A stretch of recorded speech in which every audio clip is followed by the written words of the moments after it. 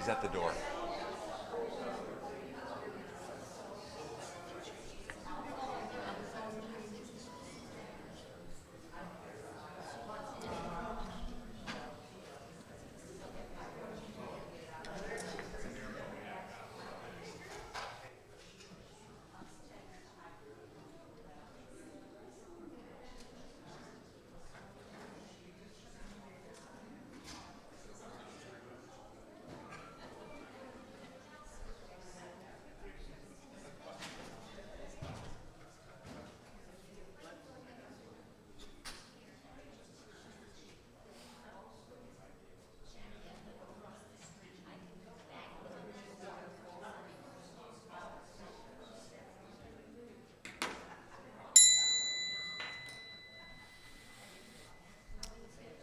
Good morning. Good morning. Welcome to the Treasure Coast Unitarian Universalist Congregation of Stuart, Florida. Today is Sunday, March 30th, 2025. I'm Jim Rose, and I'm your worship associate today. I woke up with a larger frog in my throat yesterday, and it's shrunken down a little, so bear with me, and I hope it's not too distracting. So, good morning. We're a welcoming congregation. We welcome people of all races, creeds, gender identities, ethnicities, ages, and backgrounds, recognizing the worth and dignity of every person. Our Sunday services are broadcast live on YouTube. Just follow the link from the church website. To be put on our mailing list, you can go to tcuuc.com.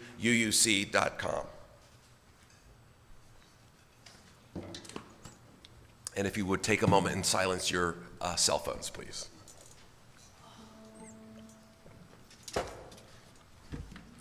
And at this time, we'd like to welcome any visitors who are here for the first time or maybe the second time. If you're comfortable, please step up to the microphone, let us know who you are. Do we have any first-timers today? Second-timers? We're all together as family. We have some announcements this morning. Of course, first, you can find them all or most of them in the order of service. Every Sunday, and some of you enjoyed it this morning, we have early meditation at 10 p.m. over in the back room in Heston Hall, and that's from 10 to 10:20. A.M. Did I say p.m.? Yes. I guess I did. 10 o'clock in the morning. And choir practice is Wednesday evenings at 7. Of course, we'd always love to have someone new in the choir, so if you'd like, just show up on Wednesday evening at 7 p.m., and we'll see you then. Next week, April 6th, is our annual congregational meeting. So please try to attend that, and that's also in Heston Hall immediately following the service. Thank you. We have a new social justice team that's formed here at TCUUC, and they've chosen to focus initially on immigration. And as things move all over the place, they're trying to find the right point where we might be able to help. So if you'd like to find your moment to do something with immigration and for us, you can see Kim, you can see Truman or Florence, and they will help integrate you into that program. And Tia has a special announcement for us.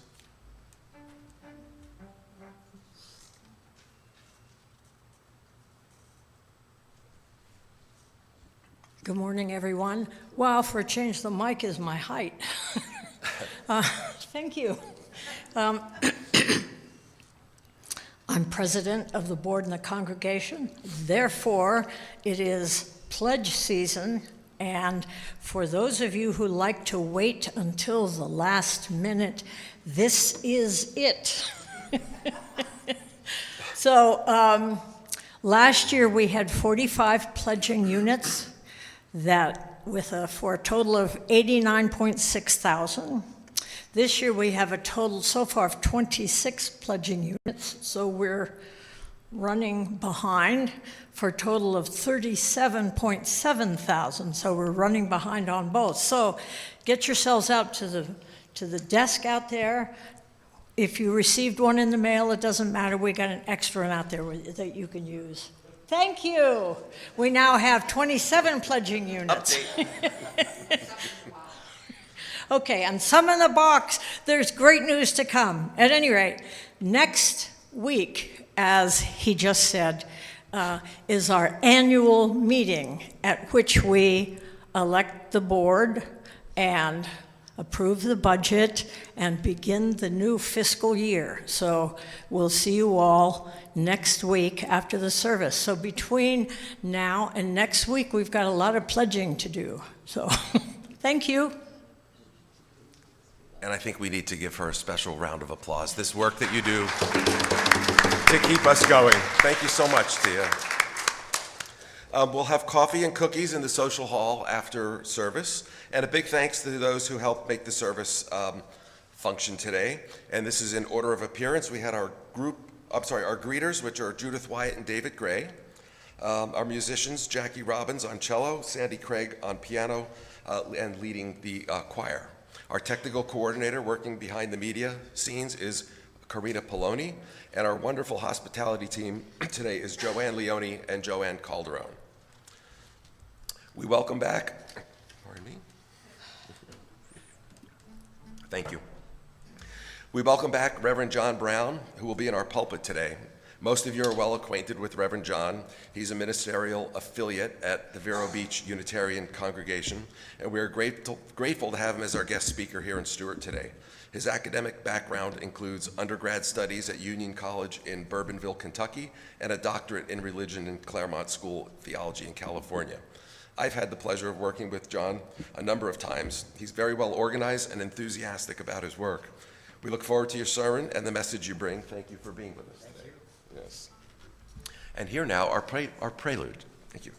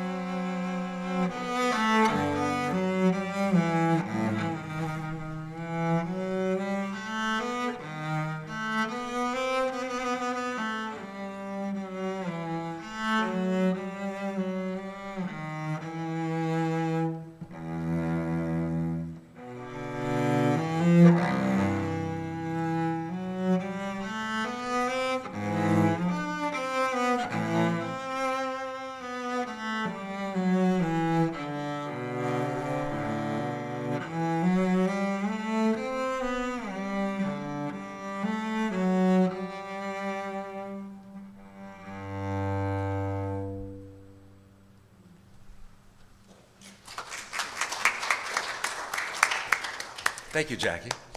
Beautiful. It's time for our chalice lighting.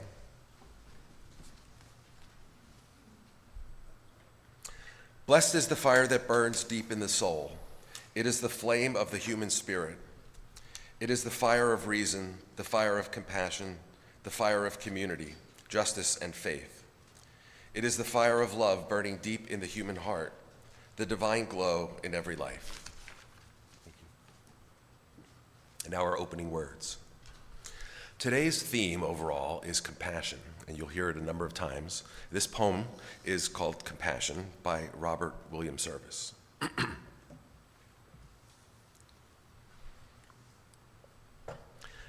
The beggar in the street I saw, who held a hand like withered claw, as cold as clay.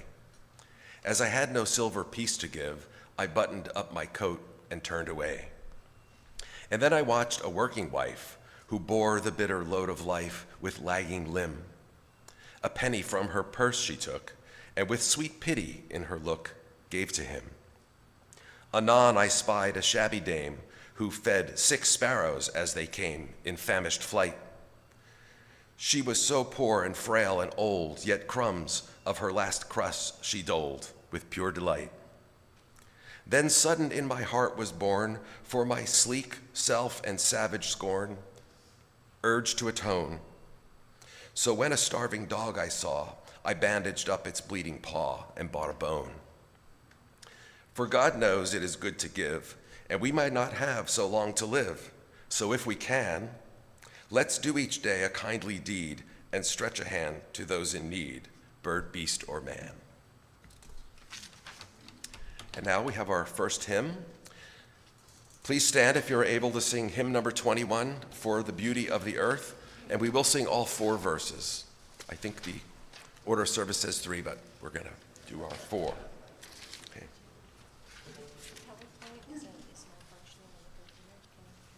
Sure. PowerPoint is malfunctioning on the computer. So if you can reach and get a hymnal, it's number 21. It won't be up on the wall. For the Beauty of the Earth, all 4 verses.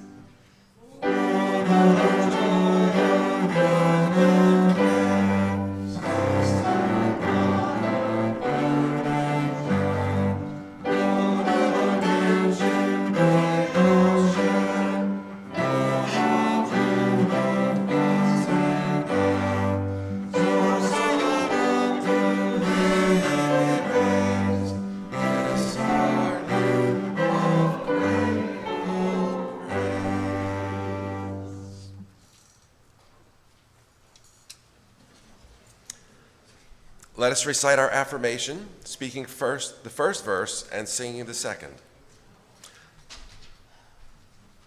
A few moments to open up your program there. Ignore the man on the wall. Let us recite our affirmation. Love is the spirit of this church, and service is its law. This is our great covenant, to dwell together in peace, to seek the truth in love, and to help one another.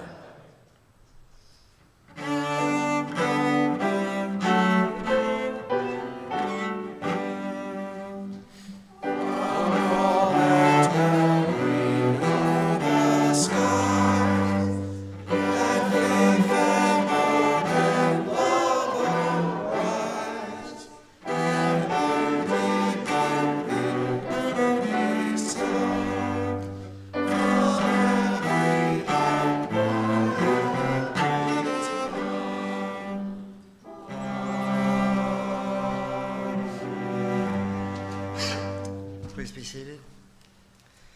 return to our responsive reading found on page 577 in the back of our hymn book with the theme, Is It Possible to Live in Peace? 577. If someone with courage and vision can rise to lead in nonviolent action, the winter of despair can, and in the twinkling of an eye, be turned into the summer of hope. It is possible to live in peace. Nonviolence is not an argument to put on and off at will. Its seat is in the heart, and it must be inseparable, an inseparable part of our being. Is it possible to live in peace? Nonviolence, which is a quality of the heart, cannot come by an appeal to the brain. It is a plant of slow growth, growing imperceptibly but surely.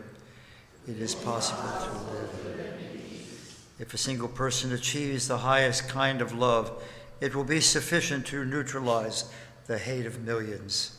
It is possible to live in peace. If we are to reach real peace in this world, and if we are to carry on a real war against war, we shall have to begin with the children.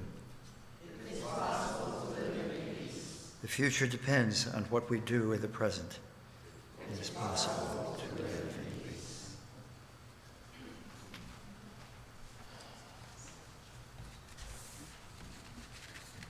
Bob has sent joys and sorrows for our unattending congregants. The memorial service for Bill Falk will be held here in the sanctuary on Sunday the 13th at 1 p.m. following the service. All are invited to bring or send words of loving remembrance for Bill.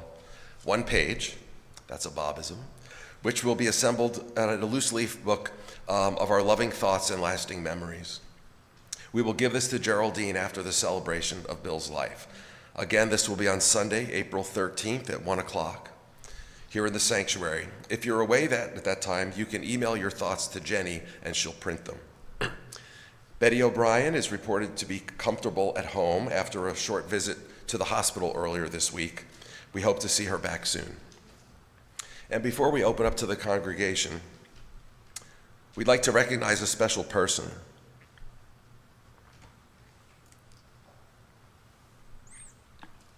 Excuse me. About 2 years ago, she arrived here finding her spiritual community home. Kitty Rawls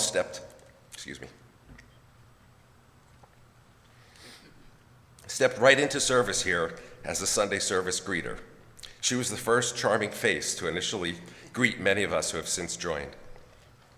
She worked with Truman to create our table conversations. Our most successful social gathering program in many years. She also worked with Jay and Bob and Tia in designing the future planning program event last year, which has spawned enhanced Sunday services, our choir, the Sunday morning meditation group. No one has given so freely and consistently across so many programs as Kitty Rawls. This is her last Sunday with us. Oh. Sorry. And she's departing Palm City tomorrow for her next phase of life. Close to her loving family over in St. Pete. You will be missed more than you know. Thank you for everything. I'd like to invite Cindy Summers to come up. She has some beautiful words.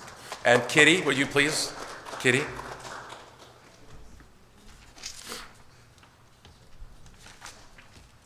I'll try my best to be heard. Okay. This is for Kitty and her wonderful kitty cat, Boo. Kitty and Kitty, what can I say to keep you from moving so far away? Kitty was a UU for a very short while when Janet Grote showed up with thousands of membership files. Smiling a UU, please help me, bright smile. Poor Kitty nearly collapsed at the door. Please, please don't bring any more. That membership thing just wasn't for her, but a clever idea did occur. Hungry UUs dining together, that was an idea that sounded so much better. As far as a greeter, who could be sweeter, so friendly and kind to all that she greeted? I was honored to take care of sweet little Boo, putting food in her bowl and cleaning up her, starts with a P, 3 letters. Boo likes to hide under the bed, but suddenly appears when she's about to be fed. Kitty's house is charming, all magic inside. where the sound of music always resides. A hint of her perfume sweetens the air. Her house is furnished with love and great care. But now they are moving off to St. Pete, so let me repeat how sad it will be having them live so far from me. We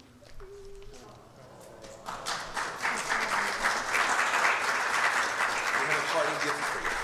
Oh, yeah? Oh, this is so Birmingham. Good. A wrist massage. woman- I would love this. The woman from Alabama. Thank you for everything you've done. You're wonderful.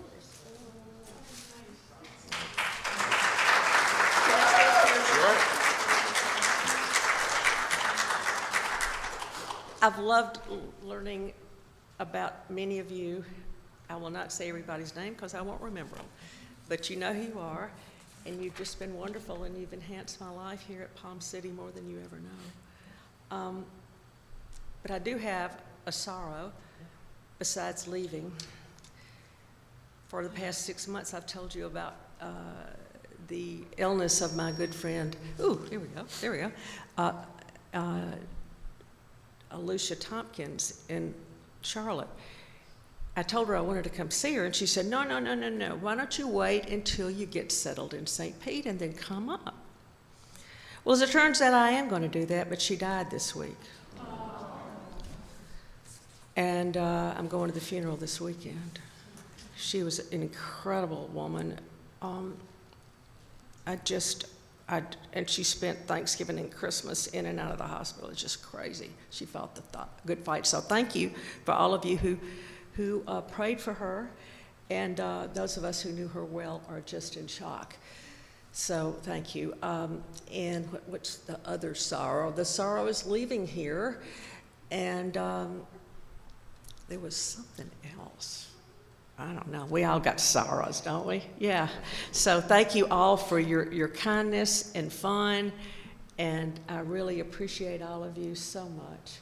Oh, the reason I stayed at the church, I visited every church in America, but Palm City, I did. Palm City and Stewart. I would sit in the back and take notes on it. And I got here one day, I didn't know y'all from Shinola, and and what kept me here was first Jackie and Janet and Bob. When you started playing that cello, it was like, are you kidding me? Wow, we're so lucky to have you. And we're so lucky to have our wonderful pianist who's related to one of our forebears here. So anyway, I will be quiet. Thank you so much. It's been wonderful knowing you, and I will be back. Somebody has offered me their fold-away couch or something. I've got 2 offers, okay. All right, thank you. Thank you, Kitty.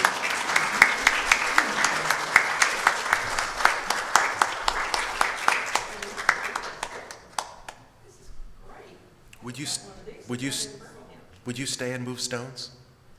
I'm sorry? Would you stay up here and move stones? Oh, I will. Thank you. Now let us share our joys and sorrows. Please step up to the microphone to speak. Give us your first name. Kitty will move a stone for you, and of course, we did our announcements already, so this is sharing from your heart.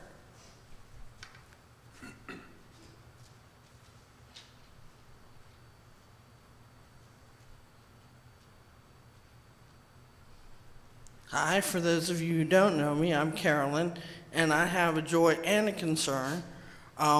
Yesterday, I was happy to join in the protest at the bridge for immigrant rights, and we had a good crowd, and we got a lot of positive toots and waves.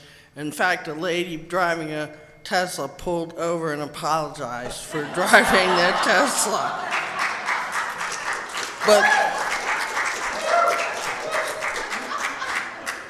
she said she got it before all this started. But the sorrow is that there were a larger amount than I've noticed before of people giving us one-fingered salutes and cursing at us and giving us thumbs downs and so forth. So I was sorry for that, because what we were protesting about is so positive that I couldn't believe that so many people had a bad attitude. Go for it, Carolyn.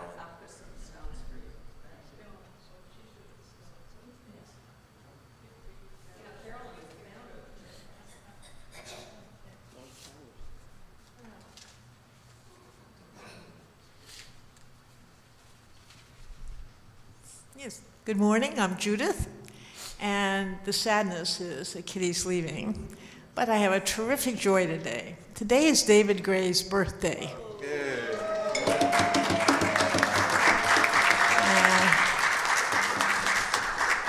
And I would like to say that 5 years ago, just before COVID hit, we decided to move in together, and it has been some of the best 5 years of my life. I love you, David.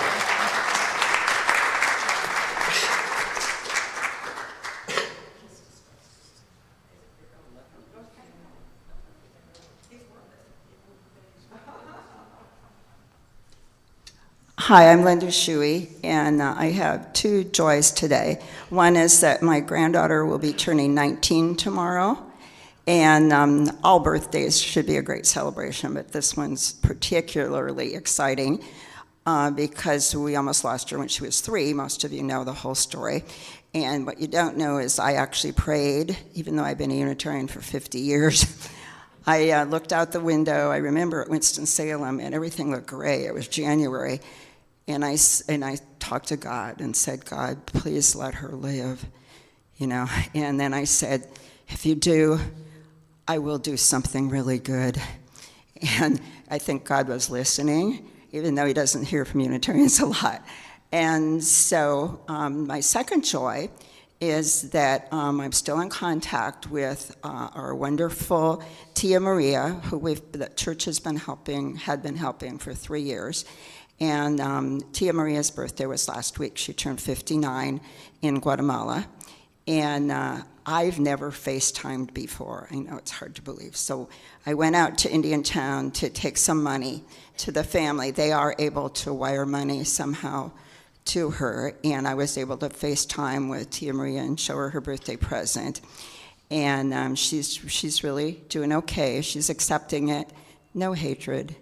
So that's the only thing I can do.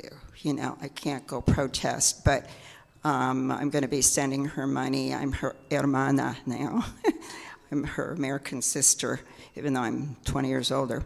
So thank you all for supporting this wonderful project.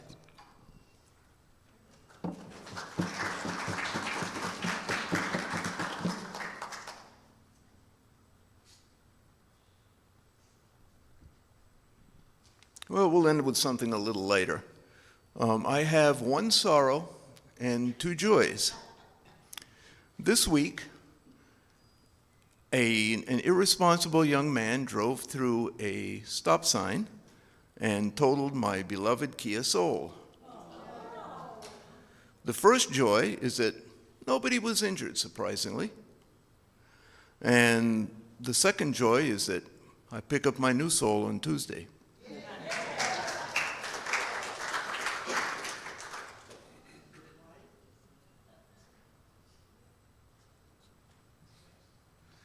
I'm Joe, and my joy is to be back here with my church friends after quite an absence.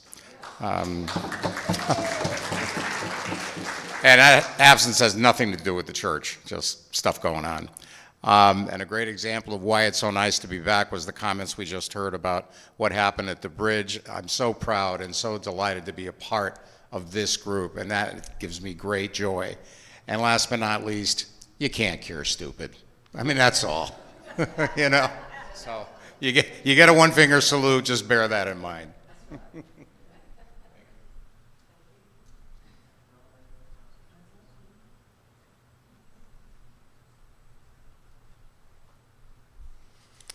So a big sorrow for all of us, as we know, is the death of our dear friend, former president, former everything, Bill Falk, who we will celebrate on the 13th. But a joy is that on Thursday night, when we went to Santos, Ronnie and Fred managed to take Geraldine, Bill's widow, with them to Santos, Bob has been really worried about her. She hadn't been eating or getting out or anything. So it was a huge joy to see her there, and I actually saw her eat some food. So this is for her. Hope she continues to thrive.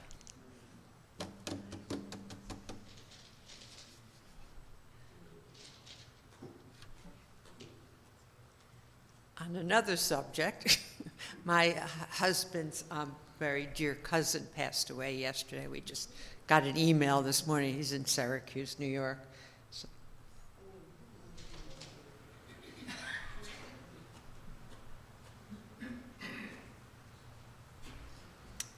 And for those joys and sorrows too private to share, know that our hearts are with you.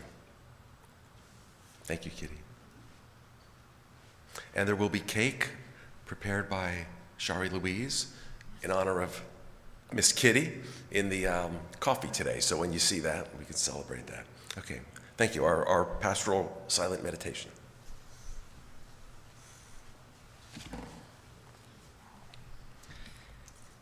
Let us be at peace, peace with our bodies and our minds, and let us return to ourselves and become holy ourselves. Let us be aware of the source of being common to us all and to all living things. Evoking the presence of the great compassion, let us fill our hearts with our own compassion toward ourselves and towards all living beings. And let us pray that we ourselves cease to be the cause of suffering to each other. And with humility, with awareness of the existence of life and of the sufferings that are going on around us, let us practice the establishment of peace in our hearts and on earth. May we now stop all the thoughts and the mucky chatter that's going on and focus in on a time of silence.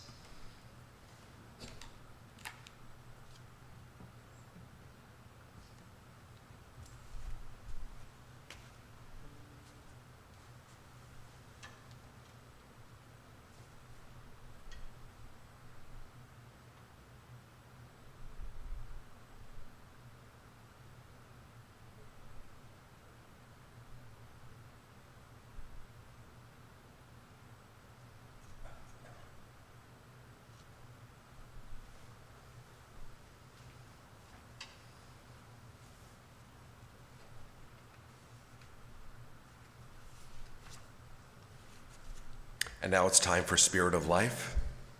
Hymn number 123. You might need your book, or maybe you know it by heart, like all of us. Hymn number 123 will be joined by choir members for Spirit of Life.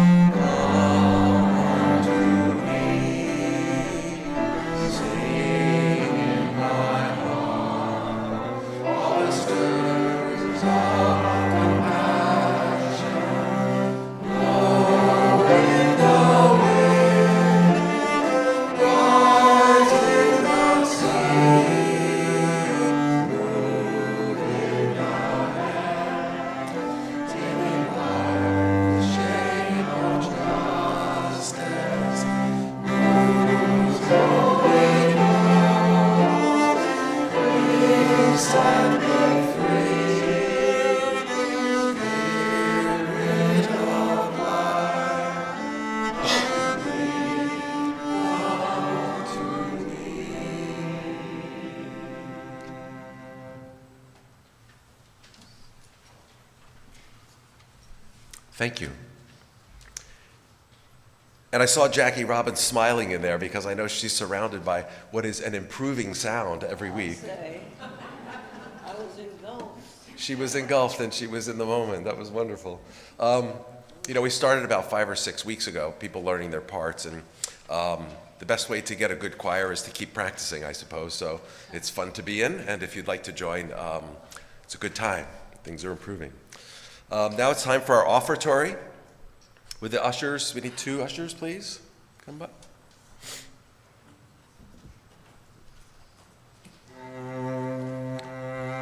We give these gifts freely. We receive these gifts gratefully. We dedicate these gifts to the work of our congregation, serving human wholeness, caring for our planet, upholding religious freedom, welcoming the stranger, and loving one another.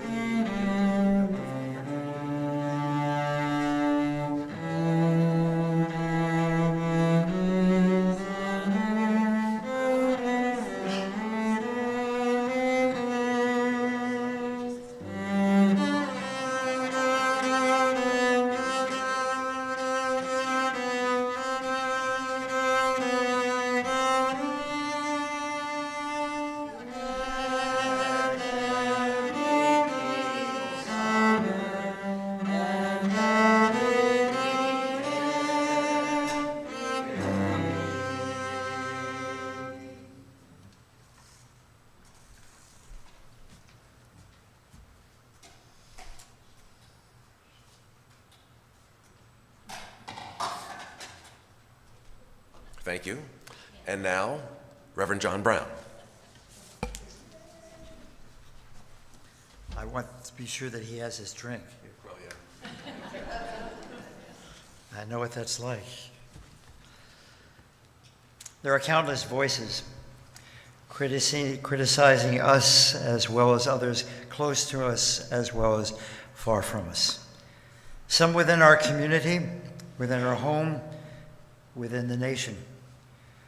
Too often they are saying, leave the country. Sorry, we don't want to talk to you. Just get on the plane and leave. You don't deserve this. You don't meet my expectations. You're not going to get it right. We're going to have to let you go. No explanation, but you're no longer going to be working for us. Often there are voices within ourselves that are critical as well, saying, you don't look attractive or handsome, or what are you going to do to control your weight? Let's straighten out. You're acting in a peculiar way. How did you get this far in life? These critical voices, there are no doubt, are hurtful, and they are certainly draining of our energy. And to combat these criticizing voices that surround us, we need to arm ourselves with a word and a theme for our service called compassion. Compassion is a word uncommon in modern vernacular. It is a word people of faith don't use very often. To me, it is not a passive way of being, but an active one.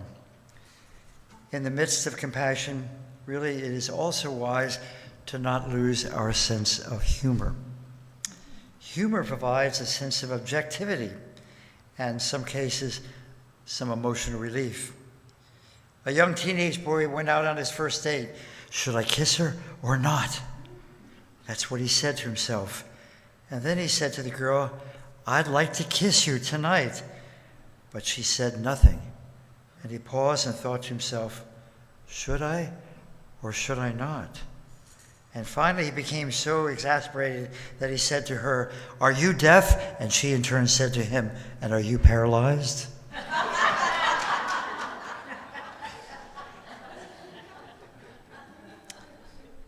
The world is obviously asking for people of all faiths, all background, to not be paralyzed, but to be involved, to be present, to be caring, to have the voice heard that has a lot of emotions and a lot of thoughts about what is going on. In fact, an individual from the Republican Party said people need to be compassionate, and he was referring to our nation, and I trust our president as well. Another word which is synonymous with compassion is mercy. The word first appeared in the 13th century and means compassion or forbearance shown especially to an offender or to one subject to another's power. It is also a blessing, that is, an act of divine favor or compassion. There is another meaning of the word which I'd like to emphasize this morning, and that is mercy means a compassionate treatment of those in distress. A compassionate treatment of those in distress. It is, again, an action-oriented word, not a passive analytic concept. Therefore, let's talk about compassion as it relates to ourselves and then to others. So my first point is we begin by showing compassion towards ourselves. An important question is easier said than done. So how do we really experience self-compassion, especially when it is needed within ourselves? If people are critical of us, we need to be a personal cheerleader for ourselves. It is also important to acknowledge that we are persons of infinite worth who deserve to love and be loved. That's a basic spiritual foundation. And I trust that you can look into a mirror while you are brushing or combing your hair and be able to say aloud to yourself, I am worthy of love. I am worthy of love. Unfortunately, too many people cannot do that, and self-judgment is activated, and they listen to those voices which emphasize they are not of value, let alone worthy of being loved. Instead, they feel silly, self-centered, or simply uncomfortable with the thought of loving the self. It is important to be compassionate with yourself, especially at this time. When you experience loss or grief, it is important to turn the volume or to turn off the critical voice. Recently, I lost a special friend to me and a friend to you, Dr. Bill Falk. As Reverend Bob McDonald said in his Thought for Update, Bill left a pretty indelible print in our hearts. He certainly did in mine. It is natural to still feel your grief for this special man, and I'm so glad on the 13th you're going to gather again to acknowledge the presence of this special man. We are to be compassionate with ourselves. We are allow ourselves to feel the loss of this man and to not judge our feelings. To show compassion to yourself also involves practicing mindfulness, cultivating gratitude, forgiving ourselves, being kind to ourselves, being a little bit more gentle than usual with ourselves. Doing all this is a challenging exercise. It's not easy. It is also helpful to stop and recall the past and not invest a tremendous amount of energy into replaying aspects of yesterday. In fact, analysis paralysis yesterday's really in many ways can be harmful or hurtful to ourselves. Instead, we need to reconstruct from the past and really grow from the yesterdays. And this helps us to construct new insights or lessons about ourselves and renew ourselves from our past.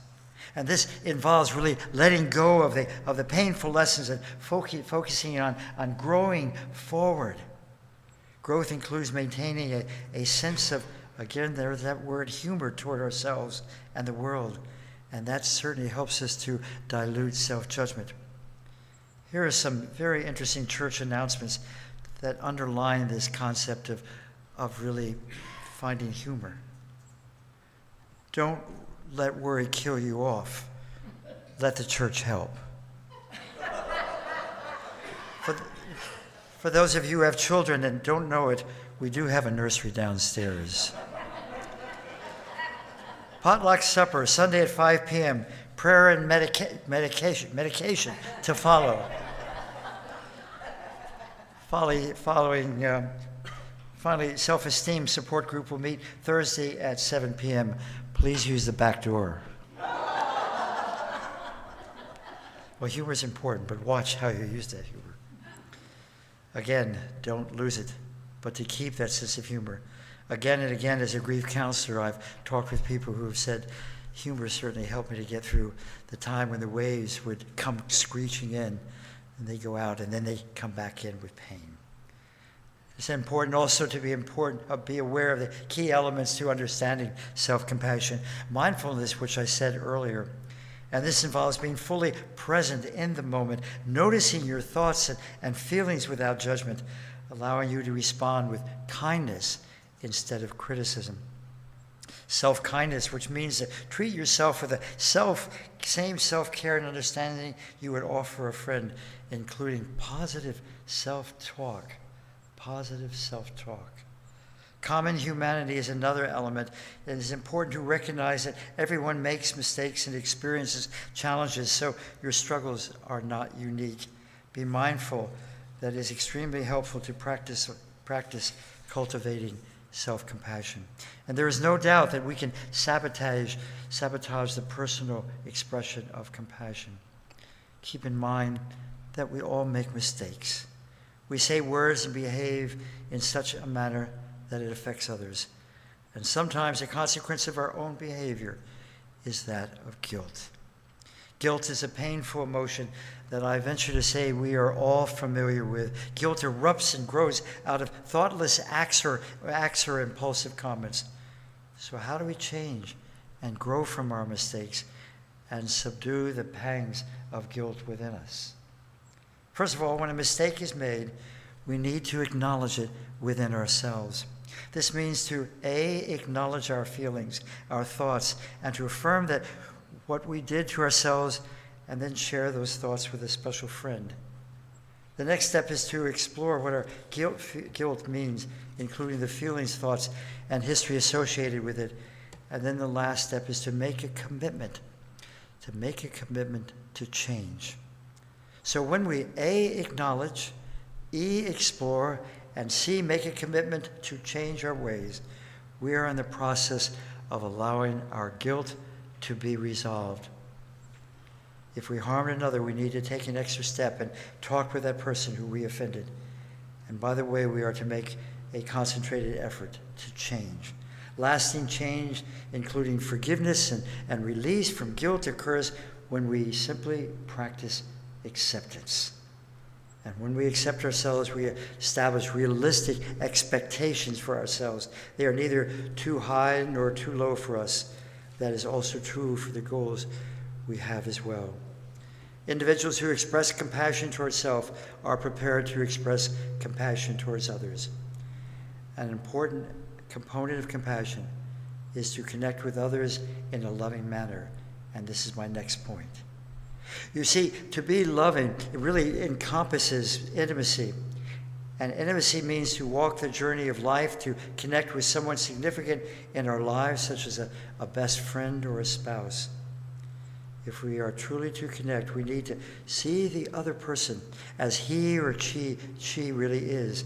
To distort who that person is by projecting old images of outdated beliefs only contaminates the ability to really live in the present. And does that mean I'm to reach out in a variety of ways to the person with whom I desire intimacy? Yes, because compassion means to be intentional in our interactions with that special person. In essence, we are to train our brain to think, feel, and activate the body to act in a constructive, caring, and loving manner toward others. Why? A major reason is because we are expressing compassion toward others certainly is sacred. It is of value and of infinite worth as well. We need to maintain this belief toward others. One time in my life, I had the privilege of studying with Dr. Harville Hendricks. He was introduced by Oprah Winfrey some years ago. He's a teacher, a therapist who specializes in working with couples. He has written numerous books, and one book I highly recommend is Getting the Love You Want. It is a book on how to be compassionate, really how to be compassionate with the person you love. And in our training, he taught our class a style of effectively communicating with a partner. And this approach is called intentional dialogue. Dialogue between partners is crucial for compassion. And he taught me that compassion is shown when we talk to another human being in a special way. He recommended that we mirror or reflect back the content of a message from our partner. This approach is conducted in this manner. Two people face each other. One person is the sender and the other is the receiver. The sender sends a message to the receiver who mirrors the sender's message. He showed us a video of a man who was angry with his wife because she was not available to meet his needs. The husband sent a message, "You are not adequately for me," again and again. You're always going out to religious meeting, small groups. You go out with your women friends to the PTA, and she mirrored back what she heard. Mirroring is done by paraphrasing for the purpose of telling the sender what the message means to you. For example, a mirroring statement would be, "If I hear you correctly," or I got it, if I got it right, you said the following, and then you mirror it back. Our next step really is that of validation, which entails a communication to the sending partner that the information being received and mirrored really does make sense. It indicates that we can see our partner's point of view and can accept its validity. It is true for us. In validating, we transcend or suspend our point of view. The next step is an important one, and that is to empathize. Empathy takes place when we recognize the self in the other person. It is a process of reflecting, imagining, or participating in the feelings the sending partner is experiencing about the event or the situation being reported. For example, we empathize when we say, "And I can imagine that you must feel," or "When you experience this, I hear following." We are to be motivated or committed to reach out to our partner for the purpose of intimacy or connection. Reaching out encompasses mirroring, validating, empathizing with those who we care about. Certainly, this is crucial for a meaningful relationship, which includes reaching out, especially with those who are in distress. And this certainly is central to spirituality.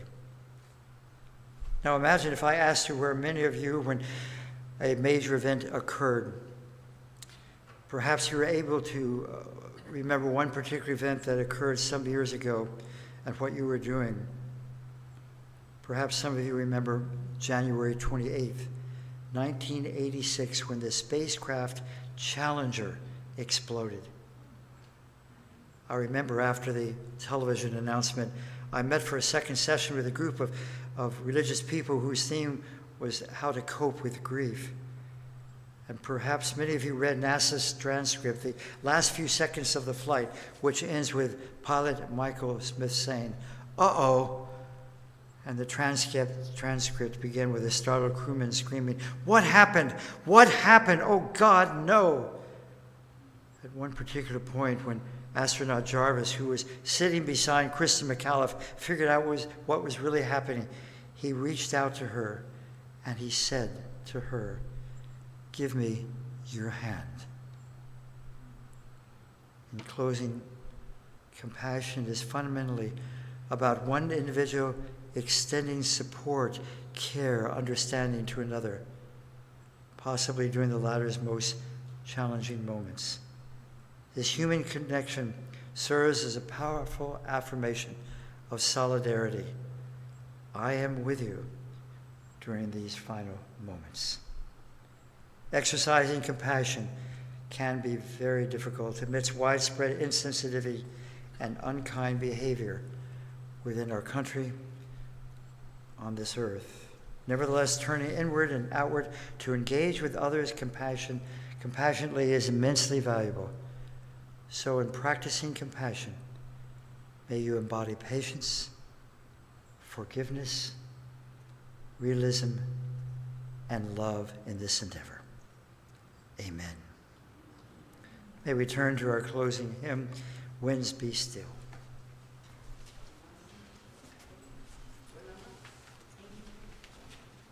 It is hymn number 83. 83.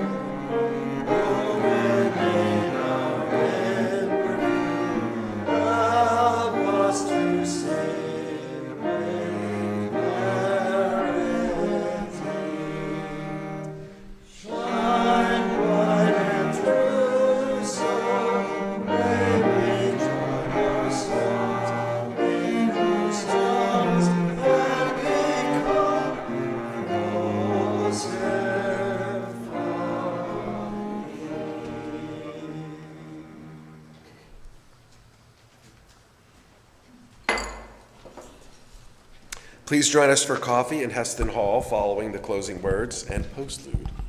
And now our closing words from Dalai Lama. My message is the practice of compassion, love, and kindness. These things are very useful in our daily life and also for the whole of human society. These practices can be very important. If you want others to be happy, practice compassion. If you want to be happy, practice compassion.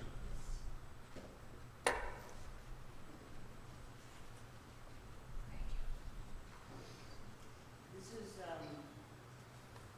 prelude to Bach second suite, which is in D minor, which is a Judeo-Christian key. You can make a little garments, weddings, but it is the key that Jesus also lived in.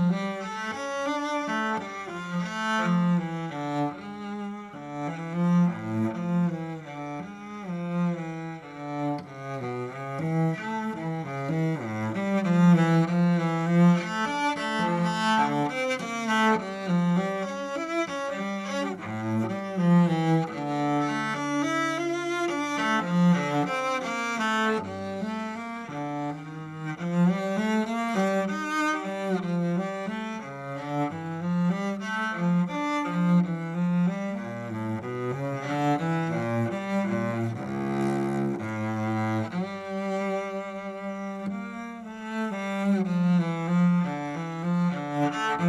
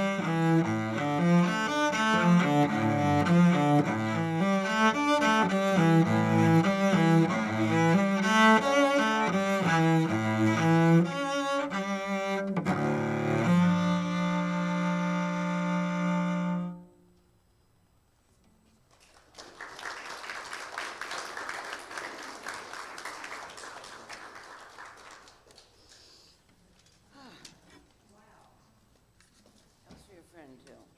I forgot to say that up front.